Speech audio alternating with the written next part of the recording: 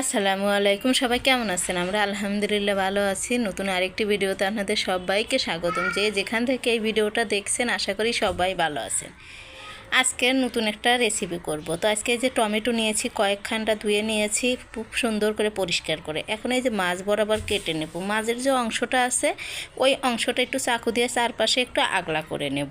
এই টমেটোর সসটা খেতে কিন্তু এটা সস না, চাটনি। এই চাটনিটা কিন্তু ভাতের সঙ্গে, রুটির সঙ্গে যার সাথে খাওয়া যায় না কেন খুবই মজা লাগে। তো এই যে মাছের যে অংশটা আছে সেই অংশটা কিন্তু আমি কেটে একদম আলাদা করে রাখবো।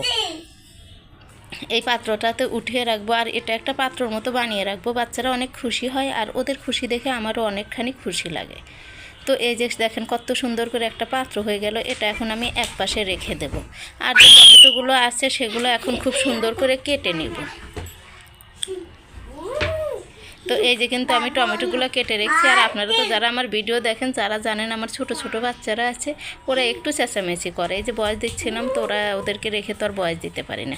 একটা টমেটো কিন্তু একদম খান্ডা খান্ডা পিস করে কেটে নিলাম। এইভাবে সবগুলো টমেটোই কেটে নেব একদম ম্যাজিকের সাহায্যে। কিন্তু চুলায় একটি কড়াই বসিয়ে দিয়েছি, আর এইগুলো এখন একদম কড়াইয়ের মধ্যে দিয়ে দেব। তো এই যে কড়াইয়ের মধ্যে কিন্তু চলে এসেছে। এখন এর মধ্যে দিয়ে দেব একখান্ডা তেঁতুল, আর একটুখানি লবণ, একটুখানি চিনি, আর 3 আঙ্গুলের 1 চিমটি মরিচ গুঁড়া, 1 চিমটি হলুদ গুঁড়া দিয়ে কিন্তু একদম ঢাকা দিয়ে রাখবো। টমেটো থেকে যে পানিটা উঠবে, চিনি পানি, ওটাতেই কিন্তু এই টমেটোর চাটনিটা হয়ে যাবে। মাশাআল্লাহ, অনেকক্ষণ জাল দেওয়ার পরে চাটনিটা হয়ে গেছে।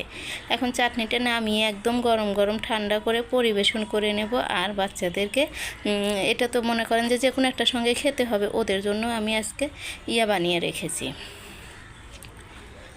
পকোড়া বানিয়ে রেখেছি। তো সেটা দিয়ে ওরা খাবে। এই যে দেখেন মাশাআল্লাহ কিন্তু খুবই সুন্দর হয়েছে চাটনিটা খেতে। আমি এই যে 2টা টমেটোর পাত্র বানিয়ে রেখেছিলাম, ওটার মধ্যে দিয়ে ভরে নিলাম, আর ঢাকনাটাও দিয়ে দিলাম। এখন ওদেরকে এই যে কতগুলো আজকে বড়া বানিয়েছি, চিংড়ি আর ডালের বড়া, এগুলো দিয়ে পরিবেশন করে ওদেরকে দিলাম।